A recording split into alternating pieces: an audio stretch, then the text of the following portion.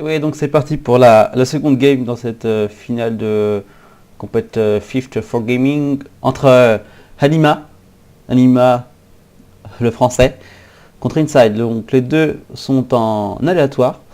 Ouais, la première partie, pardon, a été remportée par Anima, qui était en Altelf et cette fois qui spawn en bas de cette map en humain bleu et contre Inside, son adversaire qui a spawné lui en Night Elf vert. Donc c'est un peu du match, un peu même match quoi que la première game, parce que à la première game c'est le français qui avait été sur les Night Elf et Inside sur les humains.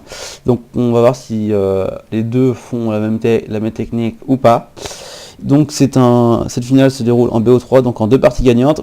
Et directement on peut voir le scouting qui est effectué avec la petite ferme qui est lancée par Anima dans la base de Inside pour pouvoir scouter vraiment longtemps la technologie de Inside qui va lancer son premier héros. Il n'a pas de proxy au sein de la guerre, il lance un DH, tandis que Anima nous lance un petit arc mage, donc c'est le même héros que tout à l'heure, rien de bien original dans cette composition de technique. La caserne qui se finit, il lance un premier fantassin, la petite ferme qui est finie va pouvoir scouter vraiment très longtemps, l'archer qui est lancé. En fait, vu que la première game, Inside avait en fait fait cancel l'arbre de guerre de son adversaire en faisant un aggro de creep très, très bien effectué sur l'arbre de guerre, et donc il avait cancel donc cet arbre de guerre grâce à son petit paysan. Sauf que là on n'est pas sur la même map, peut-être qu'ici il aura peut-être pris moins de risques à mettre son ancien de guerre ici et pouvoir creeper assez rapidement.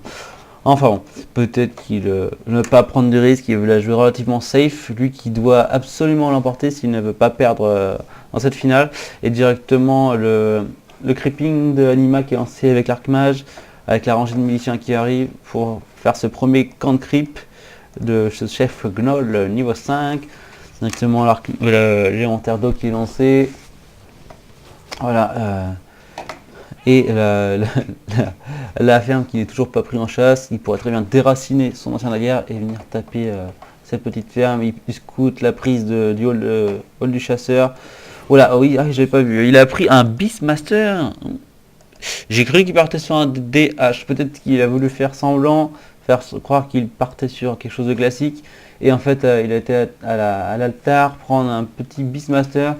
Directement deux porc-épis qui sont lancés. Un qui va se faire sniper certainement. Ouais, les porc-épis sont vraiment très très mobiles. Ça, j'ai jamais fait attention. Mais ils sont très très mobiles.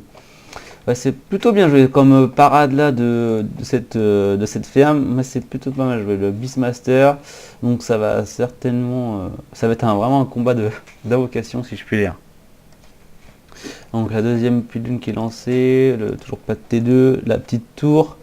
Ouais, qu'est-ce qui s'est passé là? J'ai pas eu le temps de voir. Peut-être certainement un porc-épée qui se fait avoir. Donc ça va vraiment jouer sur la range avec avec les archers et les porc-épics. Peut-être une Priestess of the Moon serait un bon choix de deuxième héros. Il a fait deux anciens de la guerre. Là, je sais pas s'il peut le scouter d'ici, si certainement. Il lance le TP. Ouh là là, il a dû se faire surrendre par les miliciens. Il s'est fait surrendre par les miliciens. Il a été obligé de TP. Il lance ses archers, son porc-épic qui est un peu scouté. L'arc-mage qui est presque niveau 2, le Beastmaster qui lui il a un tiers de son niveau 1. Il lance cette fois-ci donc les chasseresses, il n'a toujours pas été tapé cette ferme.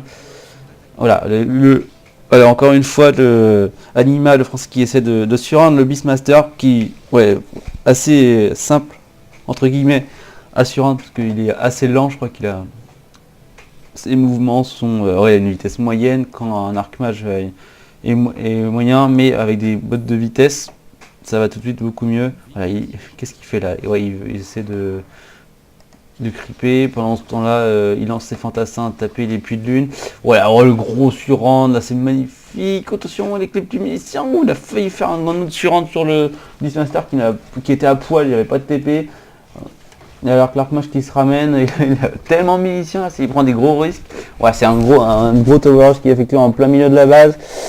Ça c'est grâce à la ferme, il a pu scouter qu'aucun arbre de guerre n'était dans la base même. Il focus là, il focus les petits porcs épiques où il a presque plus de points de vie, attention.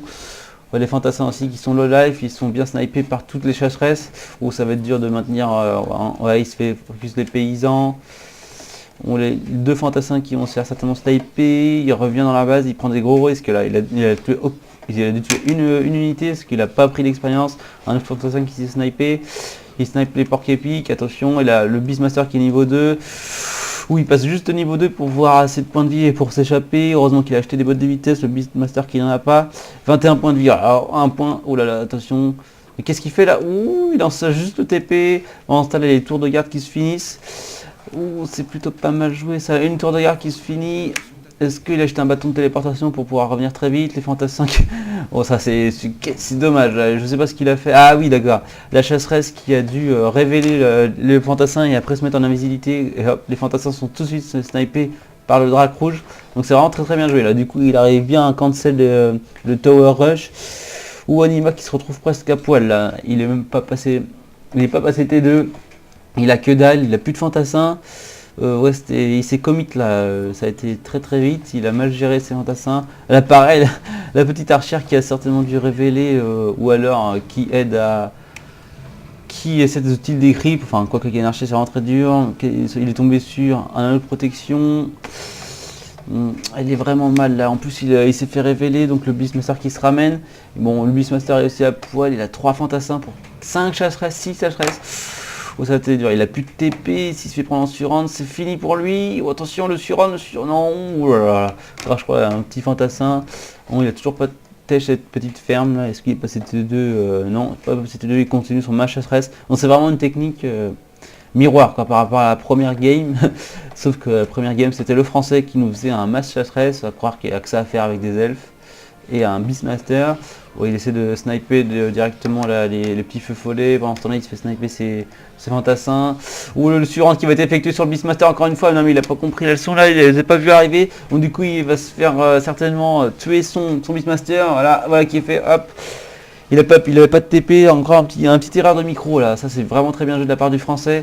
Il se fait juste tuer un paysan, son arc-mage se retrouve un peu à poil, il est presque niveau 3. Il va peut-être se faire aussi prendre par les chasseresses s'il font un bon move là, attention, mais qu'est-ce qu'il fait là? Faudrait peut-être qu'il s'en aille. Il y a tellement de chasseresses, peut-être qu'il va... Ouais, il a repris son héros à la taverne pour pouvoir reprendre très rapidement, il a toujours pas lancé sa petite tour. Du coup les chasseresses qui snipe le bâtiment principal, l'arc-mage qui se fait courser par le petit porc épique, qui n'a presque plus de points de vie. Voilà, ça va être vraiment très difficile là, parce qu'il a tout de suite repris son héros, il est toujours niveau 2, il n'est pas passé niveau 3, donc toujours, voilà, ouais.